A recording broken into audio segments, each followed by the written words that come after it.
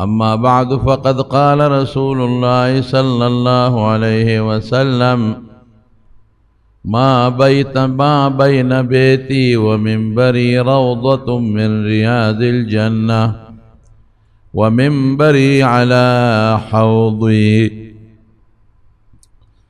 مدینه منوره خبره می شروع کړې وه د حج په مناسبت چې عموما حاجیان حج د لاړ شي د حج نه مخکې یا وروستو مدینه شریفې ته ځي او کم مسجد نبوي مبارک دی. ما تېره جمعه مختصر غوندې د هغې تاریخ ته ذکر کړ. هغه جومات کې منځونه کوي او د هغه جومات د منځونو ډېر برکات دی. یو برکت یې دا دی چې یو منځ یو په 1000 یا یو په 50,000 دی. دو روایت دی. دا د 1000 والا روایت لږ مضبوط دی او د 50,000 روایت د هغې په نسبت لږ کمزوری دی. خو زمونږ علما وایي چې په فضایلو کې دا هم کافي دی. یعنی یو منځ چې څوک په مدینه شریفه کې وکړي دومره ثواب دی چې د مدینې منورې نه علاوه په عامو د نورو جوماتونو کې 50,000 منځونه وکړي. منځ یې څومره درون شو. یو خو یې منځ قیمتي شو. دویم دا دی چې دغه جومات کې بعضې داسې ځایونه دي چې هغه د برکت دی. حضور پاک په خپله فرمایي چې زما د کوټې ما بیت بیتي و منبري روضة من ریاض الجنه، زما د کوټې کومه کوټه کې چې حضور پاک دفن دی او زما د منبر په میاس کې چې کم ځای دی دا د جنت د باغچو باغچه ده. نو ته چې منځ کې هلته داسې فرض کوه لکه په جنت کې منځ کوم. زموږ علما د دې حدیث متعدد یعنی ګڼې توجیحات کوي. بعض حضرات وفاء الوفا باخبار دار المصطفى هغه لیکلي دي چې الله پاک یو روایت کې داسې شته چې الله پاک به دا ځمکه د قیامت په ورځ باندې اوچته کړي او جنت ته به یې یوسي. نو چې یو سړی هلته لمونځ کوي او دعا کوي نو دا دعا دې وکړي الله دنیا کې د جنت ځمکې ته راوستم نو الله د مرګ نه پس هم د جنت ځمکه نصیب کړي. او بعض علما وایي چې جنت کې انسان ته جسمانی خوشحالي ملاویږي، دلته روحانی غذا ملاویږي. د حضور پاک نه قرآن ووري، حدیث ته ووري. جنت هغه ځای دی چې هلته څوک ور ورسېږي الله ته راضي وي. دې ځای کې چې څوک منځ کوي نو الله د منځګزار نه دلته راضي کېږي. جنت کې د زړه سکون او اطمیناني دقه هلته چې څوک منځ کوي هغه ته د زړه سکون او اطمینان حاصل شي. او بیا فرمایي منبري علی حوضي، زما منبر د حوض کوثر په غاړه دی. نو یو توجیه دا ده چې د قیامت پر ورځ به دا منبر او د منبر دا لاندې چې کوم ځای دی د منبر دا ځمکه دا به لوچته کې او د حوض کوثر په غاړه به یې کېږي. ته چې هلته ناست یې داسې فرض کړه لکه د حوض کوثر په غاړه زه ناست یم او په دغه ځای کې چې منځ کې په ذهن کې دا راوله چې د جنت ځمکې رالم په جنت کې منځ کوم. حوض کوثر نه به حضور پاک خلق په اوبو سیراب کوي. د دغه منبر نه رسول الله صلی الله علیه وسلم خلق په خپله مبارکه خوله د قرآن او د سنت نه سیراب کړي. دغه د منبر او د حضور پاک د روزه مبارکه دا قبر مبارک او دا منبر میانس کې چې کومه ځمکه ده او منبر دی دلته چې ورشه والله ته وجاړې نو خدای به د حوض کوثر لمبوزي او خدای به د جنت لمبوزي. ګوره قیمتي ځای دی. بعضې ستنې پکې د برکت ځایونو کې دي. د حضور پاک دا چې کوم ځای کې دفن دی د عایشې بیبي په کوټه کې دفن دی. نو د هغې نه غټ دیوال تو دی. هلته 3 قبرونه دي یو د دواړو جهانو د مبارک سردار او د حضور پاک نه لږ غوندې ښکته چې سر یې د حضور پاک اوږو سره راځي او خپې د حضور پاک د خپو نه ښکته لږ غوندې د حضرت ابوبکر صدیق رضی الله عنه قبر او بیا د حضرت عمر فاروق رضی الله عنه قبر دی ام په داسې انداز دی چې د حضرت عمر سره او د حضرت ابوبکر اوږې یو بل سره مخامخ دی او د یو قبر ځای پکې خالی پروت دی دا به عیسی علیه السلام چې کله د اسمان نه راکوز شي وفات شي نو هغه ځای کې به عیسی علیه السلام دفن کیږي دا د عایشې بیبي کوټه ورسره خوا کې نږدې د حضرت فاطمه رضی الله تعالی عنها کور نو دا د عایشې بیبي کوټه وانګن او د فاطمه بیبي کور د غون را یو ځای کړی دي او د دې نه یو دیوال تاو کړی پنځه ګوټیز دیوال یې تاو کړی څلور ګوټیز نه چې د بیت الله په شان نشي چې څوک دې طوافونه شروع نه کړي او چې کوم دا درې قبرونه مبارک دي د حضور پاک او د حضرت ابوبکر او د عمر د دې نه غټ دیوال تاو دی سوړه پکې نشته د ګوتې برابر سوړه پکې نشته او ترکیانو بیا د دې د پاسه یو مضبوط ګمبد جوړ کړی دی او لاندې نه ښه مضبوط دی یو زمانه کې بادشاه سلطان نورالدین زنگی دام وفا الوفا به اخبار دار المصطفى کې شته د علامه صحمودی رحمه الله کتاب نو د شپې حضور پاک په خوب کې ولید د بادشاہ ته د دواړو جهانو سردار یو دوه کسو خول وی دا سپیرانه چخې کا دا وشاړه دی چې د خوب را پاسید میټینګ یې د خپل وزیرانو راوغوښته وی رسول الله مبارک مې په خوب کې ولید او دوه کسان یې راته وښول چې دا سپیرانه چخې کورې وشاړه درې شپې پرله پسې دا خوب ولید یو شپه بیا ورپسې بیا میټینګ یې راوغوښت چې د دې څه مطلب دی وزیرانو ورته وی صاحب چې حضور پاک درته کم کسان په خوب کې ښوولي دي هغه شکلونه دې یاد دي وی که مې ولیدل پیژنه مې زما په ذهن کې هغه نقشې پرتې دي باقاعده راته په اشاره وښول چې دا سپیرانه لرې کا دا وشاړه نو که مې ولیدل نو پیژنه مې بس وزیرانو کې یو وزیر ډېر هوښیار هغه بادشاه سلامت زه چې ځو مدینې شریفې ته مدینه منورې ته رالل او اعلان یې وکړ هغه وزیر او ځان سره یې ښې ډېرې پیسې راوړې وی څومره چې د مدینې منورې خلک دی او په مدینه کې دننه اوسېږي نو بادشاه راغلی ټولو له خیرات انعام ورکوي هله راځئ بادشاه ته وی ته کښېنه زه به پیسې ورکوم ته پکې هغه دوه کسان صحیح کوه د مدینې خلک راوچلېدل وزیر به پیسې ورکولې او خلک به تلل بادشاه ورته کتل ماسخوتن شو بادشاه نه وزیر صاحب تپوس کوئی کسان په ذهن کې رالل وی نه دی کې نو وی چې چا انعام نه اخیستی راځئ په سبا له نور خلک راتلل وزیر صاحب به پیسې ورکولې بادشاه ورته په کورسۍ ناستو کتل مې خلک ځي بیا پکې دوه کسان رانهله په درېیمه ورځ بیا داسې وشوه وزیر بادشاه وزیر ته وی وزیره پیسې خو دې ټولې خلاصې کړې سړي خو پیدا نه شو وزیر هم حیران اعلان یې وکوي که څوک پاتې مهرباني وکړي بادشاه واپس ځي چې داسې نه چې د مدینې په خلکو کې څوک پاتې شي هله راشئ د انعام یوسئ وی صاحب وزیرانو چې دلته د مدینې کم خلک و مشران دا غځئ وزیران هغې وی چې څومره خلک و ټول رالل یو پاتې نه شو وی وګورئ معلومات وکړئ خیر دی وی یو دوه کسان پاتې دي وی راولئ نه جي هغه خو ډېر نیکان خلک دی هغه ډېر دینداره خلک دی هغې پیسو پسې نه ځي پیسو پسې ځي هغې خو خلکو له خیراتونه ورکوي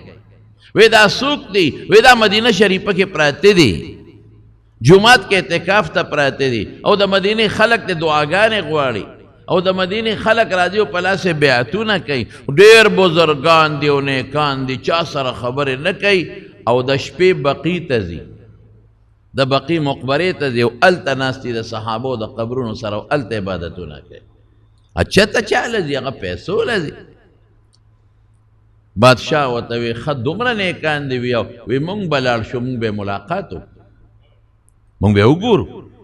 پیسې دې نه هلي چې دومره نیکان دي مونږ به ورشو او پولیس ته وی پولیس وی ګوتې ورولې جنجال جوړېږي ټول د مدینې خلک بلوه کېږي لکه یو عالم څوک ونیسي یا یو بزرګ څوک رانیسي نو خلک بلوه کېږي که بادشاه سره د وزیرانو هغه دوو کسانو له کور ته ورغی او هغوی ته هم وی چې بادشاه سلامت راغلی دی او تاسو هم راشئ چې پیسې درکړي هغې وي مونږ پیسو پسې نه ځو مونږ خپل عبادت کوو که بادشاهانو پسې به ګرځو نه ځو د خلکو پې نور هم اعتماد مضبوط شو چې دا خو ډېر ښه خلک دی دی خو د بادشاه بلا پیسې ورکوي هغې له نه راځي او خپل عبادتونه کوي د خلکو پې ښه مضبوط اعتماد چې بادشاه سره د وزیرانو کور ته ورغی او ورننوتل د ملاقات په نیت نو بادشاه وزیر ته اشاره وکړي دا دوه کسان دي ما ته چې حضور پاک په خوب کې کوم دوه خولی دي دقه دي دا شکلونه دي درې شپې راته خولی چې دا سپي رانه چخې که کورې بهر کیف وزیر خلق رالل پولیس والا هغوی د کور نه ګیر چاپېره ګیره واچوله او خلکو وی دا څه کوئ تاسو وی دا مونږ گرفتارو دا نشئ گرفتارو دا خو زمونږ پیران صاحبان دي دا خو زمونږ بزرګان دي ردي نه خو مونږ لاسنیوي کړي دي دی خو د شپې د بقي په مقبره کې لګیایي الله تسلسلګی و یو جاړې و عبادتونه کوي او دروازې دلته د مدینې منورې جومات ته راځي دا څه کوي بادشاه وی د دوی د کور تلاشي والی کوټې یې وکتې ځمکې یې وکته چې دا څه مطلب دی یو ځای کې خشاک پروت و څانګې پرتې وې چې هغې اوچته کړې د هغې لاندې بوجۍ وې پوزکي و پوزکي چې یې لرې کړل د هغې لاندې سوړه وه بادشاه یو کس دوه راوستلې په دې سوړه کې وردنوځي هغې وې دی کې بس شی به یې ښخ کړي نو د هغې زمانې څه وسله به یې پکې نو دوی ته لا څه پته وه چې سړی یې وردننه که ورکوز یې که سورنګ دی روره ځه پکې ځه پکې ځه پکې ځه پکې سړی واپس راوت وی صاحب دا خو سورنګ دی بس سړی یې گرفتار کړل بادشاه وی څه مسله ده او خلک هم پوه شو چې سورنګ سره پاره وباسي خو څه مسله ده خلک ترې ورو پشا شو چې بادشاه ونیول او جیل کې واچول او یو څو ډبې ووال نو هلې ووی وی مونږ د فرانس د راغلي یو مونږ انګریزان یو پیرنګیان یو مونږ مسلمانان نه یو شکل هم د مسلمان جوړ کړی دی پټکي موالي دي جامې د مسلمان دي منځونه هم زده کړي دي او په جومات کې خلکو پسې منځونه کوو او بلا پیسې هم راوړي دي او خلکو له خیراتونه هم ورکوو او دلته هم دا کورونه په بیه اخیستي دي په ښه ډېرو پیسو هم اخیستي دي چې دا کوم کې مونږ ډېره یو او تاسو څه کوئ مونږ د سورنګ د ایستو ماهرین یو اوس خو سورنګونه په مشینانو باسي هغه په لاسونو باندې سورنګونه ایستل مونږ د سورنګ د ایستو ماهرین یو زمونږ دغه زبردست مهارت دی چې مونږ سورنګونه وباسو نو څه مطلب وی دا مونږ یو سورنګ روان کړی دی څه دپاره مونږ د رسول الله مبارک قبر ته دا سورنګ روان کړی دی د شپې چې بقي ته د عبادت له عبادت له نه ځو دروازې دا خوره راوباسو او د شپې دا خوره چلو د بقي په مقبره کې غورځو چې څو راباندې پې نه شي سورنګ سله وباسئ وی مونږ ته دا اډر دی چې تاسو دا سورنګ به وباسئ او حضور پاک به د قبر نه راوباسئ وی لږ یو لیش دوه ځای پاتې دی نور هم سورنګ ځای ته رسولی دی عجیبه دا ده چې دغه ځای له مونږ رمبې یا سسکور او یا څه شی وربرو دنیا جړقېږي دغه نه مخکې کار نه شو کولی جړق کېږي چې دغه کو جړق کېږي لږ یو لیش دوه ځای دی که دا مو نو د رسول الله مبارک خپو ته رسېدلي بس را به کاغو یو بیسو او فرانس ته به ورسو چې خدای څه به کول پې او څه مقصد به د دوی دا یو سازش هغه دوه کسان یې ونیول او پانسي کړل د خلکو په مخ کې او سلطان نورالدین زنګي مکمل د حضور پاک د دې درې واړو داغه د قبر مبارک نو د دې دواړو صحابو د قبر نه غیر چاپیره زیک اوکنو لویه کنده وستا بنیاد او داس دومره جوړه کړه چې اوبه پکې راووتې او په هغې کې سیکه ویلې کړه او ګیر چاپیره یې واچوله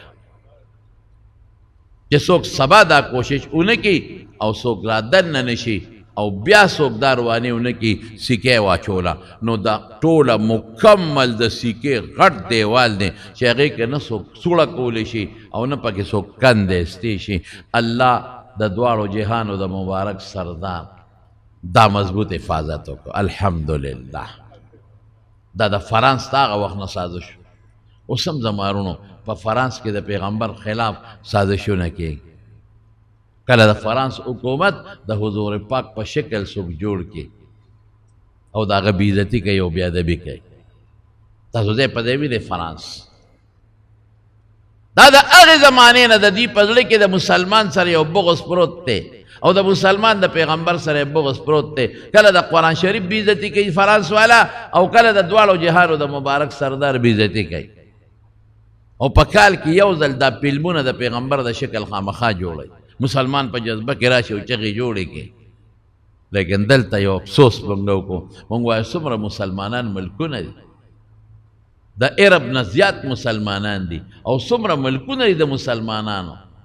عجم ملکونه دي عرب ملکونه دي په افریقا کې شته او ځای په ځای د مسلمانانو ملکونه دي او د دنیا بادشاهان دي په چا کې هم دا غیرت نشته چې د فرانس سره خپل سفارتي تعلقات ختم کړي یوازې زموږ بلک نه ټول یادو په کار خدای دی کنه چې دا ټول رو دی د فرانس ته مخامخ ورته ووایي ځکه ته خو یو فرانسیسي سره دلته زیاتې وکړه یو فرانسیسي سړي سره په خدای قسم که دې پرېږدي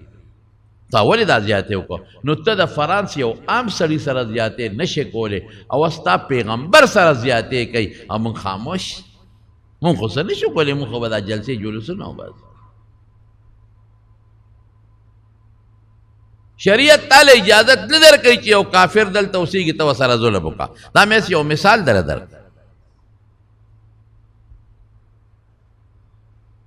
د دغې ملکونو یو کس سره چې معمولي زیاتې وکړې هغوی در پسې چوکه رالې پرېږدي دی نه زما د پیغمبر هتک کوي د قرآن هتک کوي بېعزتي کوي د پیغمبر شکلونه جوړوي او بوت او د پیغمبر تصویرونه جوړوي حیاذا بالله په هغې لاړې توکي په هغې خپې ږدي او قرآن شریف د خلکو د مسلمانانو مخکې راوالي او په ځمکه یې واچي اور پې بل کړي او د هغې د پاسه خپې ږدي مسلمان ډېر بېحسه شوی دی صرف خپل غرض یې دی د مسلمان کرسی او چې کرسی یې مونږ تېره به دقه غرض دی چې زه بادشاه یم او زما دا بادشاهي محفوظه وي او زما نه دغه انګریزان زما آقاګان خفه نه شي په ما تخته وانړئ غیرت نشته سلطان صلاح الدین ایوبی پشان سړی د محمد ابن قاسم پشان سړی داسې نشته محمود غزنوي پشان سړی ټول موږ چغې او چغې او چغې او چغې آسیه غریبه دا څه نوم یې دی دا بله ده څه نوم یې دی دا عافیه نوم یې هغه آسیه ملعونې ته مې ذهن لاړ ملعونه عافیه صدیقی غریبه په امریکې په جیل کې پرته ده ټول خپل سیاستونه کوي هر یو سړی راځي را پرېږې دی ری پلی ری ولې ری ولې را پرېږې دی دا هلته ده او دا دلته ده او دا راوستل غواړي یو آسیې دلته د امریکې په یو منټ کې دنه وویسته که نه ملعونه دا دوی نشي راوستی حکومت کو غواړي هر څه کېږي حکومتونه چې غواړي هر څه کېږي دې درمیان کې د دنیا خلکو د امریکې او دلته کې رواني وکړل او ویې ویستل ته دا شرط پکې ولګوی که نه چې دا مونږ درکو خو مونږ له هغه راکړي مسلمان بې حسه دی خفه کېږي انتهایي بې حسه بلکې بې حسه په ځای به ده ویم چې د یو انسان د خپل پیغمبر هتک او د خپل قرآن هتک باندې خاموشي بې حسه نه دا بې غیرته یې دا د فرانس تا هغه زمانې نه دا شعر روا سلطان نور الدین زنگی بیا د سکې دیوال ته مضبوط واله یو بل واقع پیښه وا د مسجد نبوي چې کوم دربانو چې هغه د مسجد نبوي دروازه بندوله هغه یو ورځ گورنر صاحب غوښتم د مدینه شریفه وی چې لاړم وی ما ته وی چې دروازه 100 بجې بندې مې په دې بجې خلک ټولو باسې او ښه د شپې 12 بجې یا 2 بجې یا 1 بجه بس میلمانه راځي او هغې ته به فورا دروازه کولاو کې او چې وردن نشي نو دروازه به بنده کړي مې ښه صاحب ډېره ښه ده د ګورنر صاحب میلمانه وی د شپې به راځي دې دپاره چې د شپې رشنې او د حضور پاک سلام وکړي چې خلک د جومات نه ووتل ما ټولې دروازې جرنده کړي مرکزي دروازې سره ناست یم چې میلمانه راشي ور وډبېد او چې ورسنګ وډبېد او ما دروازه کوله وکړه نو سړي را دننه شو او هغوی سره بیلچې چاریانې سسکورې او ګنترې دي اوهو دا څه وشو خدایا ما خو دا به د ګورنر صاحب میلمانه وي او دی به د حضور پاک سلام کوي د شپې چې څوک نه دا خو څه په غلط نیت راننوتل بس وی چې دی ننوتل نو ما په سلګو خدای ته چغې کړې چې یا الله زه خو دې وخت څه نشم کولی ور مې بند دی بس څه کوم خدای اسې نه خدای مکا دا نبی کریم صلی الله علیه وسلم ته څه نقصان ونه رسه وی رالل او دیری او یراته مالم دم کی را کړه دقل تکې نه چې چغونه وي او چې څنګه ریاض الجنه ته را دن شورا نه وتل یو مضبوط غرض شو زلزله رااله او دغه خلک ټول په ځمکه په جومات کې نه وتل او ځمکه په واپس را جوخته شو ټول په ځمکه کې غیب شو په جومات الله ته مې شکر ادا کړ شکر دې خدای شکر خدای ته جاړم او شکریا ادا کوم چې خدای تا د خپل مبارک پیغمبر سونه حفاظت کې سونه حفاظت دی